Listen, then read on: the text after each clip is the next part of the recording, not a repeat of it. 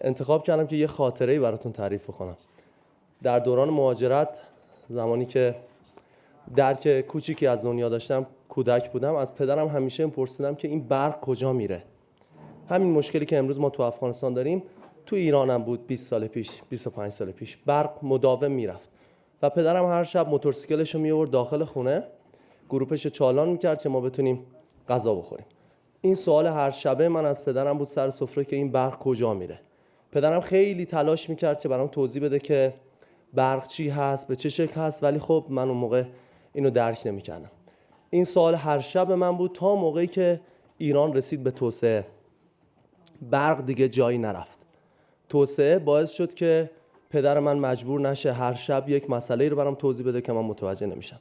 توسعه آب ایران رو آشامیدنی کرد، برقش رو پایدار کرد، درمانش رو معنیدار کرد و امروز ایران رسیده به نقطه‌ای که هممون شاهدش هستیم.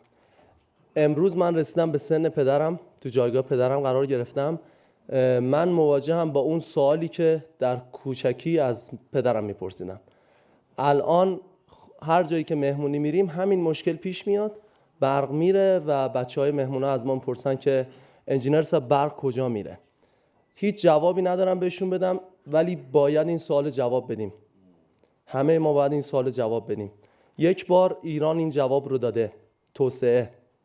توسعه تنها راه حلیه که این برق دیگه جایی نره.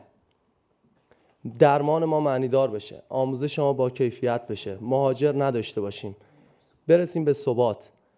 تنها جوابی که تونستم به این بچهای کوچیک بدم اینه که کف دستشون رو همیشه میذارم کف دستم و میگم قول میدم که تا موقعی که این بزرگ بشی و این کف دستت به اندازه کف دست من بشه، ما افغان‌ها، ما پدرها یه کاری میکنیم که دیگه برق جایی نره. این بچه به هر حال بزرگ میشه. همه ما بچه داریم تو خونمون. به هر حال این بچه بزرگ میشه، اون روز دور نیست. 7 سال دیگه، 8 سال دیگه، 10 سال دیگه این بچه بزرگ میشه و اگه ما نرسیده باشیم به توسعه، این بچه‌ها بلند میشن، تو روی ما میخیزن و من فکر نمی‌کنم آدمایی که تو این مجلس نشسته باشن با این صلابت و اباحت بتونن تحمل کنن که یه بچه تو روشون بخیزه و بگه تو باعث این بودی که ما نرسیدیم به توسعه. همونطور که متاسفانه یا خوشبختانه دوره قبلی جهاد خیلی پر افتخار شروع شد و به خاتمه رسید، ولی متاسفانه بعد از 20 سال میبینیم که گاهن یک جانبه قضاوت میشه که شما عامل چیزی هستید که ما امروز هستیم. اگه برق میره عامل شما هستیم. ما امروز تو موقعیتی قرار گرفتیم که میدونیم این بچه بزرگ میشه، میدونیم تو روی ما میخیزه، همینطور که یک دفعه تو روی ما خستن. جواب رو هم داریم. جواب توسعه است. چطور شروع کنیم؟ از کجا شروع کنیم؟ امید وقتی معنی میده که بتونی یک چیزی رو تغییر بدین. توسعه عامل پیشرفته کشوره. چطور بریم به سمت توسعه؟ صنعت مادر. توی لابی همین هتلی که تشریف می‌آوردیم بالا یک صنعت مادر هست، نه یک موتر. صنعت مادر بقیه صنایع رو دنبال خودش میکشه و یک مملکت رو صنعتی میکنه. خیلی ساده است، میتونید تو اینترنت سرچ کنید، هر مملکتی که صنعتی توسعه یافته هم هست.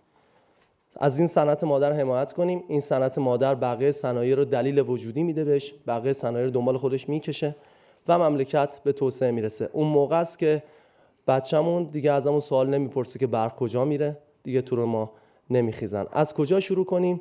از لابی همین هتل.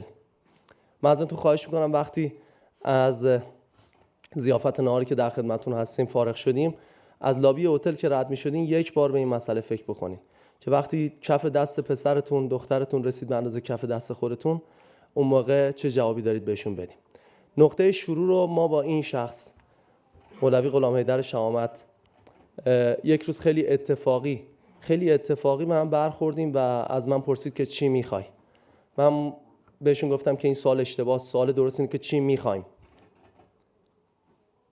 همیشه نمیشه منتظر اتفاق بود. من اتفاقی با شما سر خوردم. هزاران تا آدم دیگه مثل من هست که راه حلی داره برای توسعه و ممکنه که این اتفاق همیشه رخ نده، شانس همیشه با ما یار نباشه.